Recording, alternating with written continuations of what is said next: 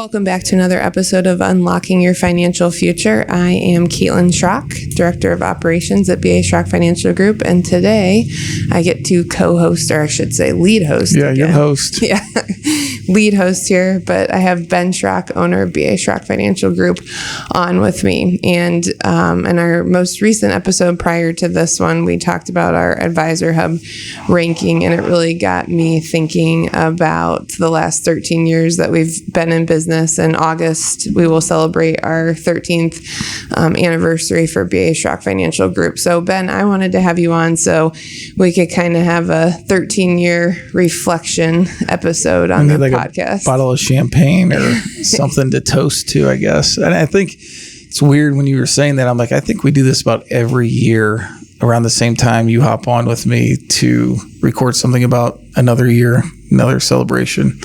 So, yeah. Cheers to you on another year surviving with me. Yeah, and if our clients and the public aren't listening to this, maybe we can force our kids to listen to these 20 years from now. Yeah, that's our true. Anniversary episodes. That's true. So everybody should feel bad for them. So as I was prepping for this episode, Ben, I thought to myself, I wonder what advice, with 13 years under your belt, what advice would you give to someone who wants to get into this industry today? Yeah, it's a loaded question. It's one of those things where, I think over the past, 4 or 5 years now, Kaitlin, I think 4 at least, we've had the pleasure and opportunity to have interns. And I mean, I think they've asked me that question every time, and we have one again this summer. But the advice that I give is, the first and foremost, you got to be passionate about the people that you're working with, because the world of finance, you can do so much with. You can be in corporate finance, you can be in like a benefits, you can do insurance, you can do what we do from a financial advising standpoint. You can be an analyst, more up Keith's alley. So there's so many different avenues you can go down. And really at the end of the day, if you're truly passionate about helping people, and it just so happens to be that our skill set is helping people in their finances, their individual finances and personal finances.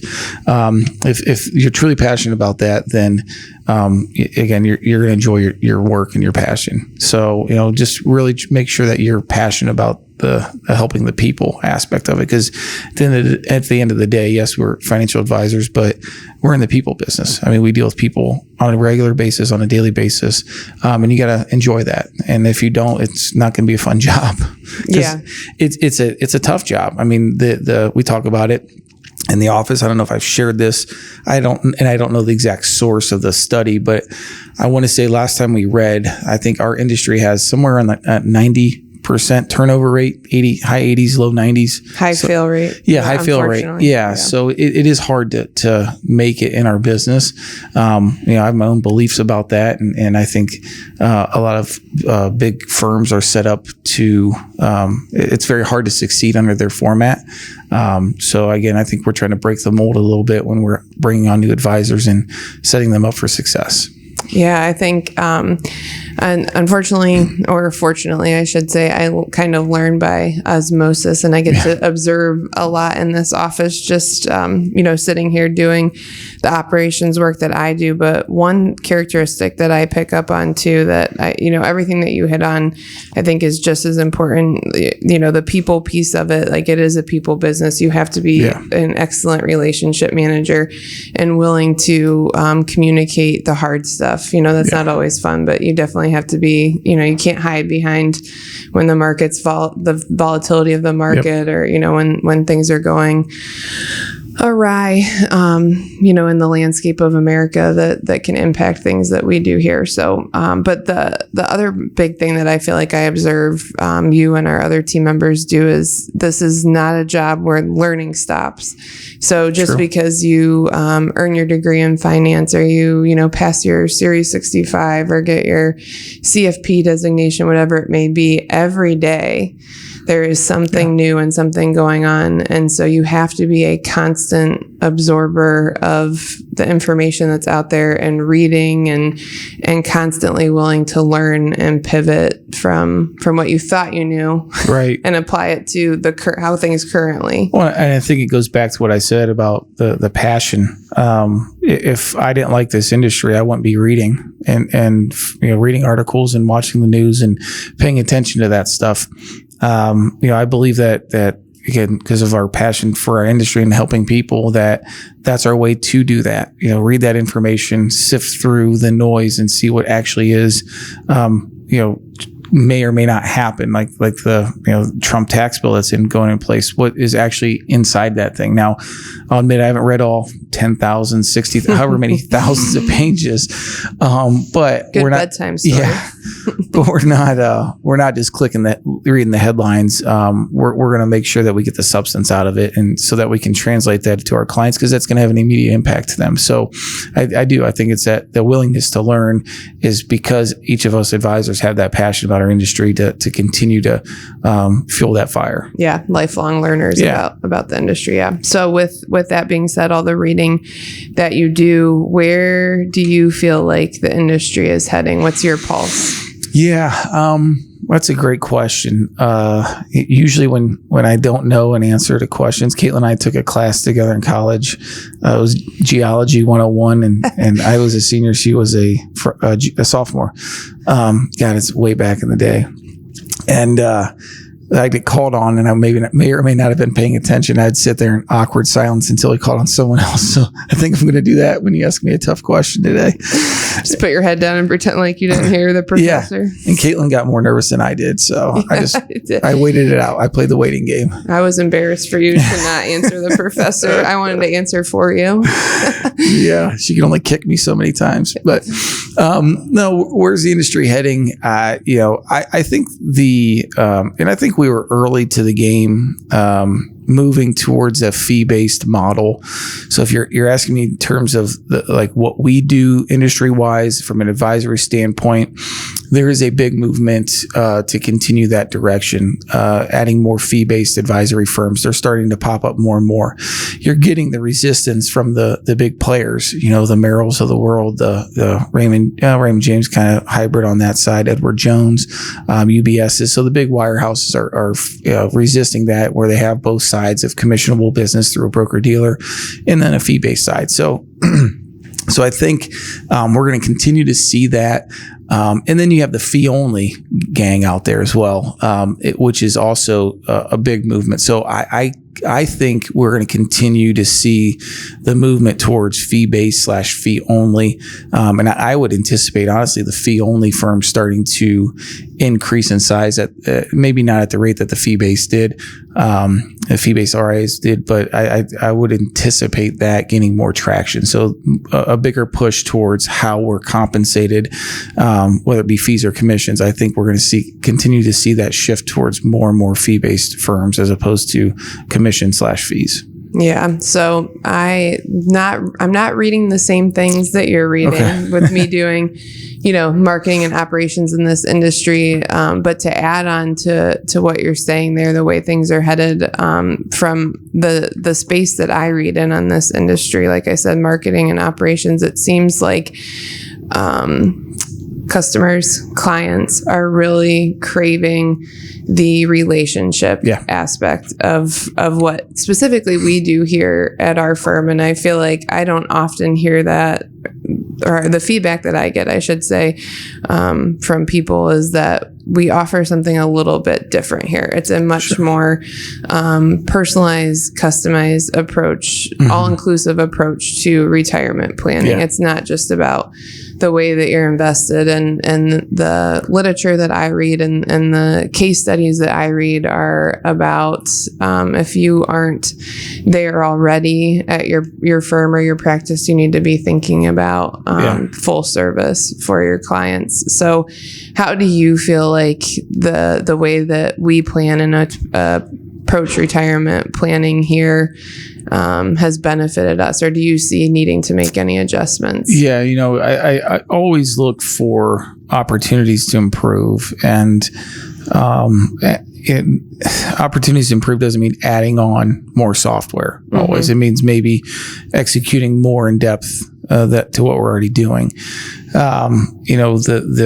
What you're talking about, what you're describing, they call like a boutique firm. And I'd say we're probably in that category where what I mean by boutique is it is very customizable, highly customized planning for an individual situation. It's not a canned, strategy that you walk in our door, you're getting 80% this, 20% that, and doesn't matter. That's our philosophy, and we're sticking to it. So we meet clients where we feel what they need is required, and present that to them in a logical manner. So, where I think we can, up the ante would be adding services potentially. We talked about that, adding some sort of an accountant to CPA on our end and from the firm level, and adding more services from that side of things to get more involved and have that extra resource for our clients. So I think that's where I could see us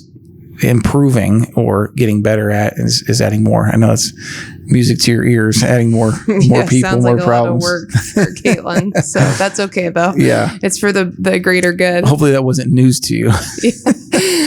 No, thanks for letting me know. Break news on the podcast. No, I think we are fortunate. We have a lot of really good strategic relationships with, other businesses in the community, but sometimes it is nice when it's under one roof. It's easier to coordinate schedules. It's easier to communicate things to clients. So I think when you look at the service picture, and, that's one of the things that we always pride ourselves on, is it allows you to be more proactive and less reactive when it's under your roof. So that makes sense. Sounds like a good goal. We'll check back in next year. Yeah. See how we're doing. Anniversary 14. We'll give you an update. Yes. So what would you say, Ben, over the last 13 years doing this has been your biggest lesson learned in business, or one of your biggest business owner milestones? Yeah, I mean, I think when you own a business,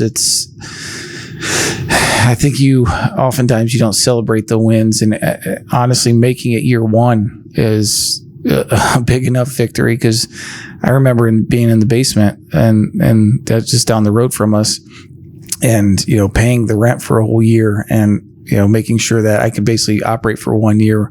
And if we failed, there's only one person to blame. So, but yeah, I mean, I don't know if I can pinpoint one exactly. But I think it's, to me, having, your spouse involved is a huge plus. It is, minus the free labor. Yeah. Minus the fact that we try to turn it off at home, but sometimes we still talk shop. But no, having that other person involved that you trust a lot, and helping you make those business decisions has been a huge milestone for me. And I can relieve some of that stress with just having those conversations with you at home, and even here at late nights, just talking through some stuff and making sure that we're all on the same page to make that right decision for the business. Yeah, I think when I look back on the last 13 years, the biggest lesson that I've taken away from this whole process is that your best bet is always to bet on yourself. Yeah. So, we take a lot of pride in what we do here, and we've never regretted any investment that we've made back into the business, our clients, and ourselves. So we know that we're going to put in the work. So if there's somebody considering, starting a business, financial advising firm, or any other business, really, if you feel like you've got something that needs to be out there, you should definitely bet on yourself and put in the work and time, and you won't regret it. Yeah. And it's not a huge, I guess it depends on where you are, but a big capital intensive, job to start. You can do with a computer and a cell phone like we did. And you don't need to go buy heavy machinery and operate, big excavators. So you're fortunate in the sense that you don't have that huge capital up front to get started. It definitely helps from a marketing standpoint, but not having that monetary resource to start isn't a bad thing. Yeah, that's a good point. It's if you were willing to put in the time and grind it out, it's a lot of time in this industry, and you have to be willing to hear a lot of no's. Yes, in the beginning, you do. Lots. And again, it is something too, Kaitlin. As you mentioned, I'm thinking, other certain things, and it's the willingness too from clients that they refer business to us. I think is also one of those key moments of having a company where you're constantly, as long as you're doing the right thing for your clients, which we always do, then they refer people and they're likely to pass your name out. And then seeing that come through over and over is always that ultimate compliment. Whenever someone calls and sets an appointment because so-and-so referred them to us, it's always a testament to what we're doing and tells you that you're doing the right things for people. Yeah, I think that's the biggest compliment that we can get. And I feel like that's been, for us, such a progression over the last 13 years. Especially we, starting in the basement of the old building downtown Wadsworth, moving up to the second floor and into our own space. And it seems like as we've grown and matured, so have our clients' trust in us and their willingness to share us with their friends and family, which does mean so much to us. So yeah, I guess in honor of 13 years. Yeah. Thanks to our loyal clients too. Yes. So anything else you'd like to add? Yeah, no, I mean, it's, again, like we talk about all the time, we love what we do. We love this business. I don't think I would continue to show up, at 8:00 in the morning till almost most of the times 5+ at night if I didn't enjoy what we were doing. So occasional Friday dip out of work early, but for the most part, we're here constantly. No, and really do enjoy going to work every day. We have a beautiful office that helps. So yeah, it's been a fun ride so far and want to continue going. All right. Well, we've got 14-year check-in next August, so we'll see where we land. But sounds good. Yeah, year 13 is going to be a good year. You didn't give me too many benchmarks to hit, so the bar's set pretty low. I think it's always fun to look back and reflect, though. So, well, thank you for hopping on, Ben. Yep. If you have more information, or if you need more information about our firm, have questions about this episode, please don't hesitate to reach out to us. You can find us on the web at baschrock-fg.com, or you can always reach us by phone at 330-473-1060. Thank you.